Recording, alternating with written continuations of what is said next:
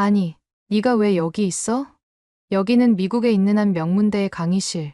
한 여성이 강의실에서 말하는 남성을 보더니 갑자기 얼굴이 새파랗게 질리기 시작합니다. 이내 이 여성은 강의실에서 뛰쳐나가고 싶다는 생각까지 하게 되는데요. 대체 이 여성이 발견한 남자가 대체 누구인지 한번 알아보러 가실까요? 구독과 좋아요를 눌러주시면 영상 제작에 큰 힘이 됩니다. 안녕하세요. 저는 미국에서 한 명문대에 다니고 있는 엔나라고 해요. 제가 다니고 있는 대학교에서는 요즘 K-팝과 K-드라마가 엄청 인기가 많아서 한국에 관심 있는 친구들이 정말 많아요. 저 역시 다른 친구들과 같이 한국 문화에 푹 빠져 있었죠. 운이 좋게도 제 기숙사 룸메이트가 지은이라는 한국인 친구였거든요. 지은이 덕분에 저는 K-팝이나 K-드라마에 대해 남들보다 더 잘 알게 되었고 자연스럽게 한국 문화에 더욱 관심을 갖게 되었답니다. K-팝 노래 가사를 좀 더 잘 이해하고 싶어서 한국어도 자연스레 공부하게 됐죠. 지은이와 지내다 보니 한국 사람들은 자기 관리도 철저하고 외모도 훌륭하다는 인상을 받게 되었어요.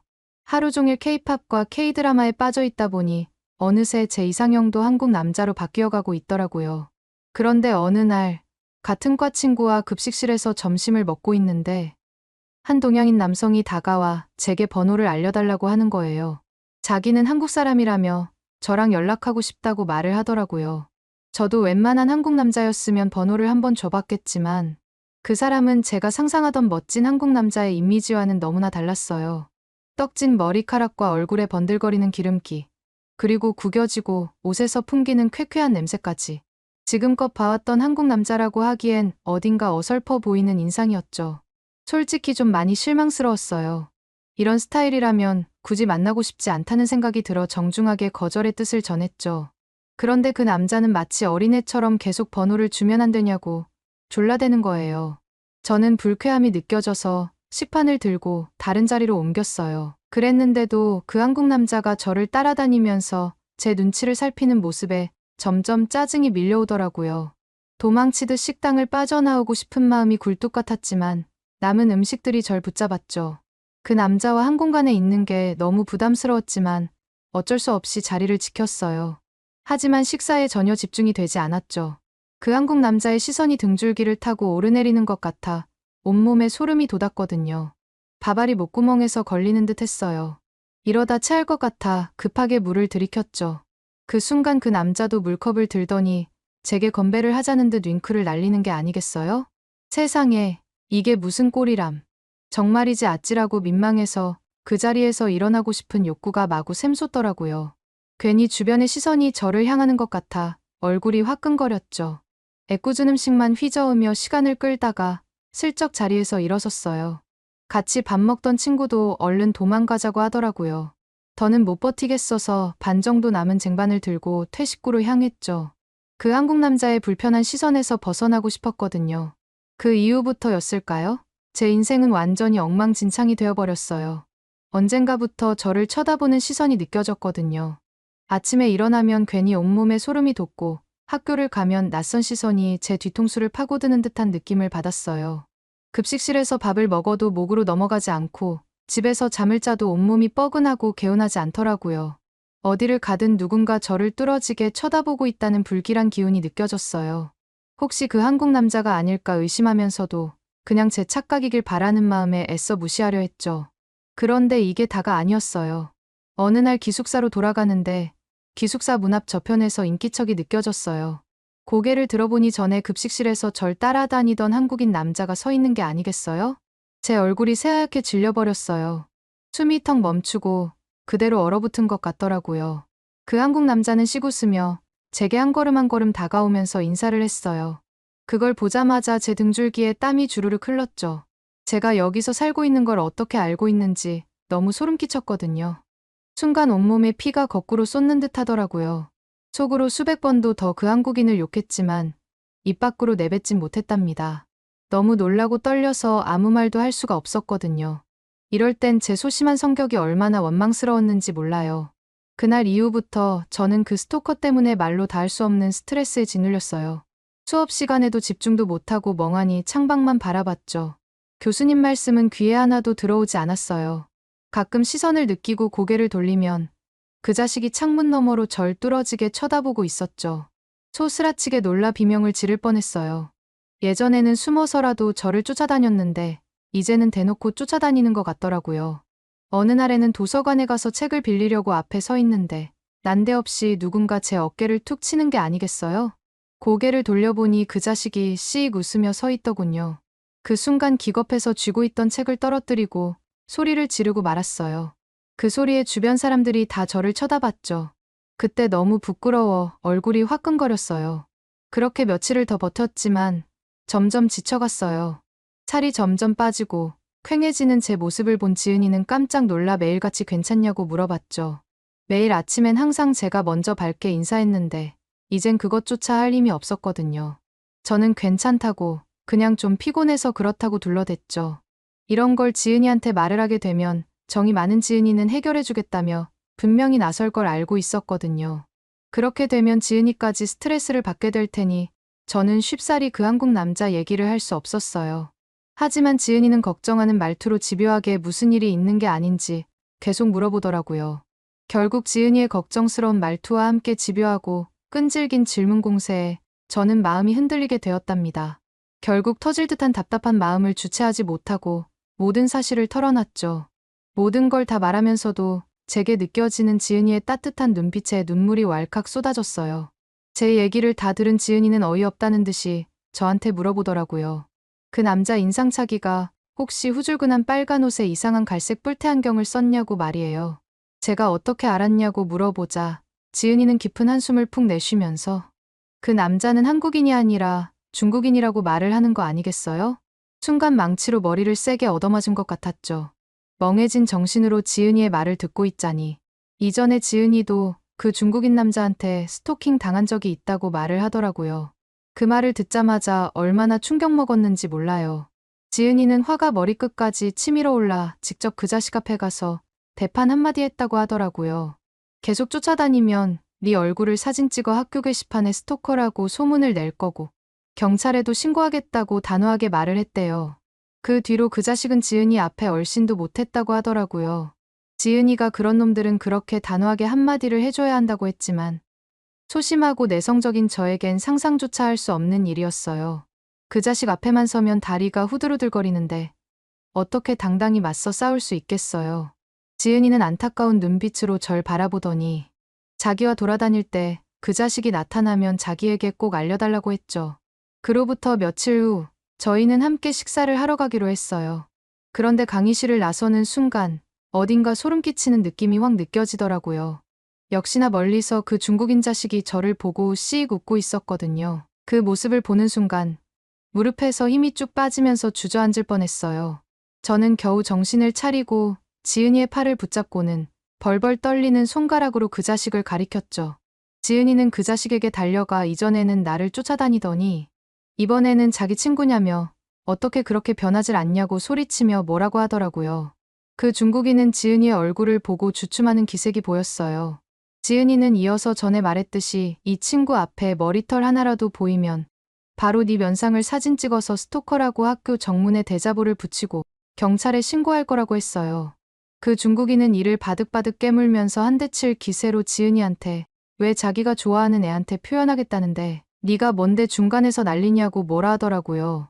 저는 그 중국인이 지은이에게 해코지할까봐 너무 무서웠는데도 지은이는 눈 한번 깜빡이지 않고 리엔나가 불편해하니까 더 이상 쫓아다니지 말고 꺼지라고 하는 거 있죠? 그 중국인은 주먹을 꽉 쥐더니 파들파들 떨면서 휙 뒤돌아서 가버리더라고요. 자기가 하고 싶은 말을 당당하게 하는 지은이 모습이 너무 부러워 얼마나 닮고 싶었는지 몰라요. 그 뒤로 그 중국인 스토커는 더 이상 제 눈앞에 보이질 않더라고요. 그러던 어느 날 지은이와 저는 한국과 그 주변 아시아 국가들에 대해서 배울 수 있는 동아시아 문화라는 강의를 듣고 있었는데 충격적인 장면을 보게 됩니다. 그날 교수님께서는 요즘 케이팝이 얼마나 사랑받는지 열심히 설명해주고 계셨어요.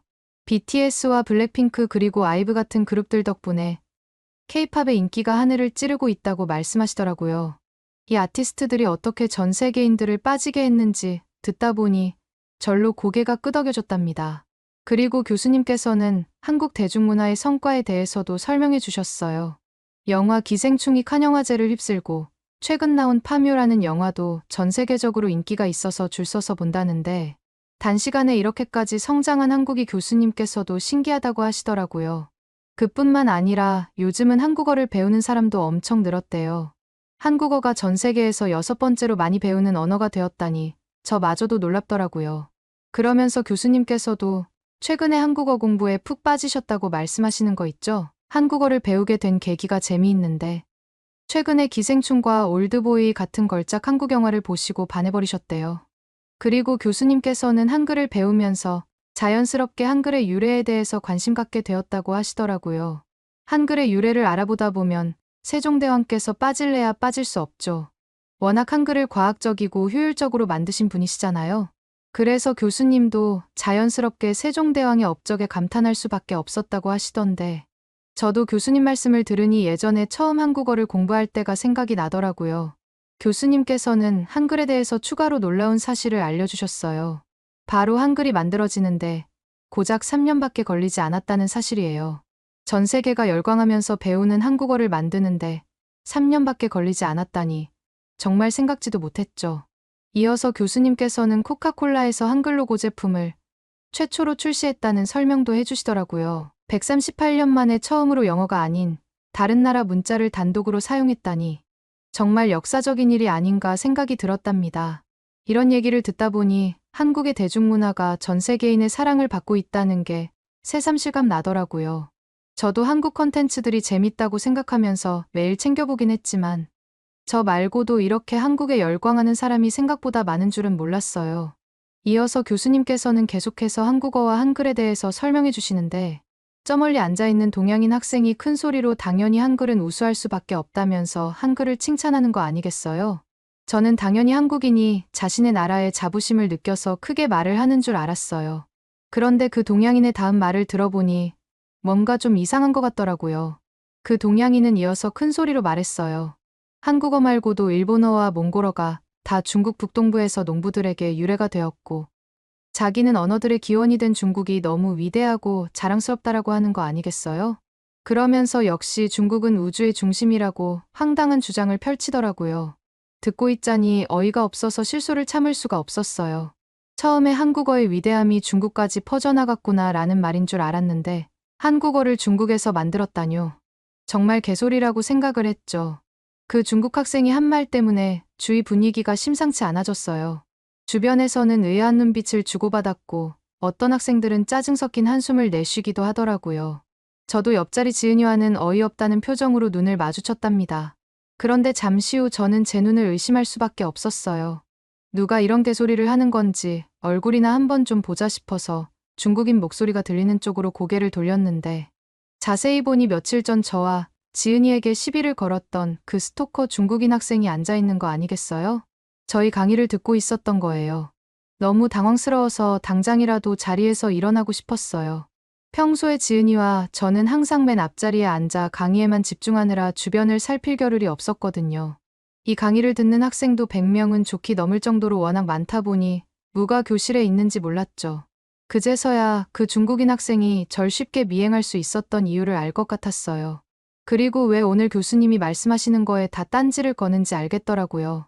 지금까지 강의 내내 교수님이 한국 문화를 높이 평가하실 땐 얌전했었거든요. 그런데 저 중국 학생이 한국에 대해 반감을 갖고 행동을 보이는 건 지은이한테 한 소리 들은 이유였다는 게 확 느낌이 왔어요.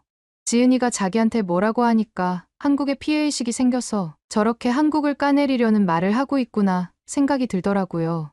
교수님께서도 그 중국 학생이 말하는 걸 듣고 당황해 하시긴 했지만 이어서 다른 나라의 위대함은 그대로 인정을 해줘야 하지. 근거 없이 다른 나라의 위대한 점을 자기 나라 것으로 말하는 건 옳지 않다면서 다시 공부를 하는 게 좋겠다고 말씀하셨죠. 그 중국 학생은 교수님의 말씀을 듣고도 전혀 아랑곳하지 않더니 오히려 자기 주장에는 근거가 있다고 우기기 시작했어요. 그는 한국어가 중국 동북부 소수민족들의 언어와 유전적 연관성이 있고 같은 조상 언어에서 갈라져 나왔을 거라고 주장했죠. 순간 저는 무슨 헛소리를 하나 싶었지만 곧이어 그 학생은 또 다른 근거를 꺼내 들었어요. 66년 전에 발표된 11명의 중국어학자들 공동 연구 논문을 언급하며 거기서 중국 동북 지역이 한국어의 기원지라는 결론이 나왔다는 것을 근거로 자기 주장이 옳다고 우겼어요. 도대체 반세기도 더 된 논문을 갖고 오다니. 어이가 없어서 헛웃음이 나왔죠.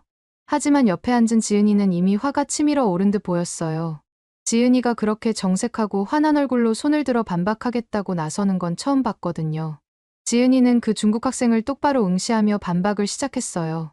지은이는 상대방의 근거 없는 주장을 지적하며 한국어와 한글에 대해 논하려면 훈민정음에 대한 기본적인 이해가 선행되어야 하는 거 아니냐고 물어봤죠. 지은이는 훈민정음 서문에 나란 말씀이 둥귀게 달아 문자화로 서로 사맞디 아니할세라는 말이 나오는데 이 말은 나란 말씀이 중국과 달라 한자와 서로 통하지 않으니라는 뜻이라고 설명을 해주더라고요. 이어서 지은이는 이미 훈민정음이 시작하기도 전에 한글은 중국과 다르다는 말이 떡하니 적혀 있는데 어떻게 한글이 중국에서 기원되었다고 말을 할 수 있냐고 그 중국 학생에게 따졌죠. 정말 감탄이 나올 수밖에 없었답니다. 한글이 중국어와는 전혀 다른 독자적인 문자 체계임을 정말 논리적으로 설명한 거잖아요. 지은이의 말에 그 중국 학생은 할 말을 잃은 듯 잠시 말문이 막혔지만 이내 오기가 생긴 건지 더욱 공격적인 자세로 씩씩거리며 큰 소리를 내기 시작했어요. 그 중국 학생은 중국이 맘만 먹으면 그 대단한 한글도 짓밟아버릴 정도로 힘이 좋은데 한글이 대수냐는 말을 하더라고요. 이어서 그 중국 학생은 중국군이 맘만 먹으면 한국을 파리 잡듯이 없애버릴 수 있는 거 모르냐고 말을 했고 왜 세계가 한국을 중국의 속국이라는 걸 인정하는지도 모르냐고 지은이한테 따지듯이 말을 했어요. 그 중국 학생은 거기에 그치지 않고 이어서 한마디를 더 하더라고요. 한글뿐만 아니라 김치와 한복마저 한국이 중국에서 베껴갔다고 우기는 거 있죠? 얼마나 어이가 없었는지 몰라요. 교수님께서는 지은이와 그 중국 학생을 번갈아 보시더니 중재에 나서주셨어요. 조금만 더 두면 그 둘은 거의 치고받고 싸울 기세였거든요. 교수님은 중립적인 어조로 중국과 한국의 군사력을 객관적으로 비교 분석해 주셨어요. 중국군이 한국군보다 약 4배 정도 큰 군사병력을 갖고 있고 쏟아붓는 국방비도 한국보다 많아서 중국이 세계 2위 수준인 건 맞다고 말씀하시더라고요. 교수님이 이어서 중국에는 유명한 제-20 스텔스 전투기와 003형 항공모함까지 있는데 전부 강력한 무기라는 말씀을 하셨어요. 그 말을 들은 중국 학생이 이때다 싶었는지 교수님의 말씀에 맞장구를 치면서 중국 입장에서 한국 정도는 상대가 안 된다면서 깔아내렸죠. 하지만 교수님께서 한국군 역시 첨단 무기 체계를 개발하고 있고 군 현대화를 통해 지속적으로 발전하고 있다는 점을 설명해 주시자 중국 학생의 반응이 좋지 않더라고요. 교수님께서는 중국 학생의 주장 중 극히 일부만 맞는 얘기라며 한국의 군사력에 대해 좀 더 자세히 설명해 주셨어요. 교수님의 말씀에 따르면 한국은 세계적으로 유명한 K2 전차와 K9 자주포를 보유하고 있고 최근에는 KF-21 전투기를 자체 개발해 양산과 실전 배치를 목표로 하고 있다고 했어요. 특히 KF-21에는 한국이 독자 개발한 청룡 미사일이 장착될 예정이라면서 이 미사일은 타우러스 미사일을 기반으로 재설계된 거라고 덧붙이셨죠. 교수님은 KF-21에 청룡 미사일이 통합되면 결코 무시할 수 없는 전투기가 될 거라고 자신 있게 말씀하셨어요. 그뿐만 아니라 교수님은 최근 이스라엘의 아이언돔 요격 미사일 시스템이 이란이 공격을 성공적으로 막아냈다는 소식을 언급하며 한국은 이보다 더 진일보한 대공 레이저 무기인 블록원을 개발 중이라고 소개해 주시던데 이게 참 놀랍더라고요. 블록원은 24년 말 실전 배치를 앞두고 있는 세계 최초로 전력화되는 레이저 대공무기 시스템이라는 거 있죠? 교수님의 설명에 따르면 블록원은 한 발당 7천만 원에 육박하는 고가의 미사일 대신 한 발당 2천 원 정도밖에 들지 않는 저렴한 레이저를 사용한대요. 그런데도 최근 시험 평가에서는 무인기 30대를 100% 명중률로 격추하며 전투용으로 적합하다는 판정까지 받았다고 하시더라고요.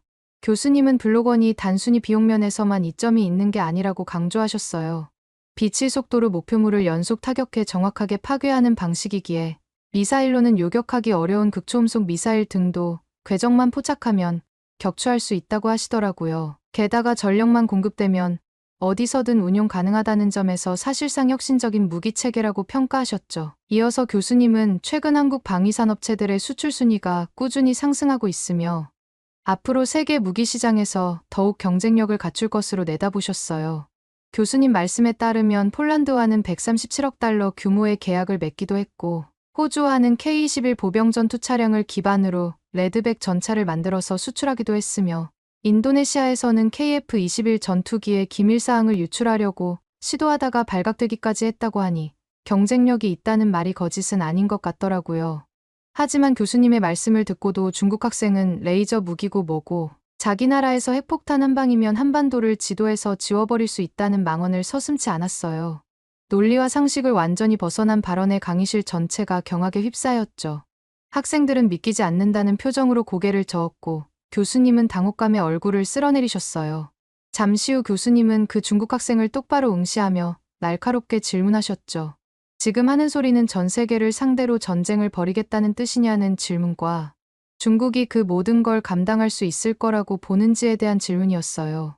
중국 학생이 또다시 반박하려 입을 열었지만 교수님이 손가락으로 쉬타는 제스처를 취하시더니 더 이상 유치한 얘기는 그만하자고 하시더라고요. 대신 한국의 김치와 한복이 엄연히 고유의 문화유산이고 중국에서 유래한 것이 아님을 김치의 역사와 기원에 대한 설명을 통해 분명히 말씀해 주셨죠. 교수님은 김치는 한국 고유의 전통 발효식품으로 중국의 파오차이보다 약 20년 정도 앞선다면서 그 유래가 삼국시대까지 거슬러 올라간다고 강조하시더라고요. 중국이 것을 모방한 게 아니라 한국인들의 지혜가 만들어낸 독창적인 음식이라고 말씀하셨답니다. 이어서 교수님은 한복 역시 중국의 한푸와는 다른 한국만의 고유한 전통이상임을 설명해 주셨어요. 한복의 기원 또한 삼국시대로 추정되는데 고구려 고분벽화와 신라, 백제의 유물에서도 그 흔적을 찾아볼 수 있다는 설명이었죠. 그 뿌리는 중국 문화에서 비롯된 게 아니라 엄연히 한국의 것이라는 사실을 분명히 하셨어요. 마지막으로 교수님은 중국에도 분명 뛰어난 문화가 있는 건 맞다면서 그렇다고 다른 나라의 문화를 폄하하면서까지 자기 나라의 우월성을 내세우려 드는 건 현명한 태도가 아니라고 일침하셨어요. 상대방을 깎아내림으로써 자신을 높이려 하다간 오히려 역효과만 불러올 뿐이라는 걸 깨달아야 한다고 충고하셨죠. 교수님의 말씀을 들은 중국 학생은 얼굴이 붉어진 채 자리에서 계속 혼잣말로 중얼거리더니 그 후로는 강의가 끝날 때까지 한마디도 하지 않더라고요. 내심 교수님 말씀에 할 말을 잃은 건지 아니면 자존심이 상해서 그런 건지는 모르겠지만 말이에요. 그 수업이 끝난 이후 얼마 지나지 않아 학교 커뮤니티에 한 익명의 글이 올라왔어요. 동아시아 문화 수업을 가르치시는 교수님을 비방하는 내용이었는데 편향된 시각으로 학생들의 사고를 제한한다면서 절대 추천할 수 없는 강의라고 주장하는 거였죠. 그걸 본 순간 저는 화가 치밀었어요. 교수님은 늘 다양한 관점을 소개해 주시면서 균형적인 시각을 길러주려 애쓰시는데 저런 터무니없는 글을 올리다니 진짜 어이가 없더라고요. 저는 곧바로 지은이에게 연락해서 상황을 알렸고 다른 수강생들에게도 이야기를 퍼뜨려 교수님의 진짜 모습을 알릴 수 있는 댓글을 달자고 설득했어요. 그런데 댓글을 달려고 그 게시글을 다시 열어보니 벌써 300개가 넘는 반응이 달려있지 뭐예요. 하나하나 읽어봤는데 다행히 보면서 마음이 놓이더라고요. 댓글 하나하나가 전부 교수님의 열정과 식견을 칭찬하는 내용들이었거든요. 동시에 근거 없이 교수님을 비난한 글쓴이를 향한 비판도 쏟아지고 있었죠. 심지어 며칠 전 수업 시간에 교수님과 논쟁을 벌였던 바로 그 중국 학생이 게시글을 쓴 게 아니냐는 얘기까지 나오고 있었어요. 그 학생의 행동을 목격한 다른 학생들이 댓글로 증언을 남긴 덕분이었죠. 그로부터 몇 주 뒤 저는 재미있는 소식을 전해 들었어요. 중국 학생의 악의적인 게시글 덕분에 오히려 동아시아 문화 강의가 인기를 끌게 되었다고 하더라고요. 다음 학기 수강 신청에서 그 동아시아 문화 강의만 딱 3초 만에 마감됐다는 얘기를 친구에게서 듣고 절로 웃음이 났답니다. 잘못된 의도로 쓴 글이 오히려 역효과를 불러와 진실을 알리는 계기가 되어버린 셈이었죠. 교수님의 열정과 진심이 학생들에게 제대로 전해진 덕분이라고 생각해요. 이렇게 저는 이번 학기에 학교에서 많은 일을 겪고 방학이 되면 지은이와 함께 한국으로 놀러 가기로 약속했답니다. 어디로 가면 제 이상형인 한국 남자들을 많이 만날 수 있을까요? 추천 부탁드립니다. 오늘의 사연은 어떠셨나요? 오늘의 사연이 마음에 드셨다면 구독과 좋아요를 눌러주세요. 구독과 좋아요는 영상 제작에 큰 힘이 된답니다. 긴 영상 시청해주셔서 감사합니다. 오늘도 행복한 하루 보내세요.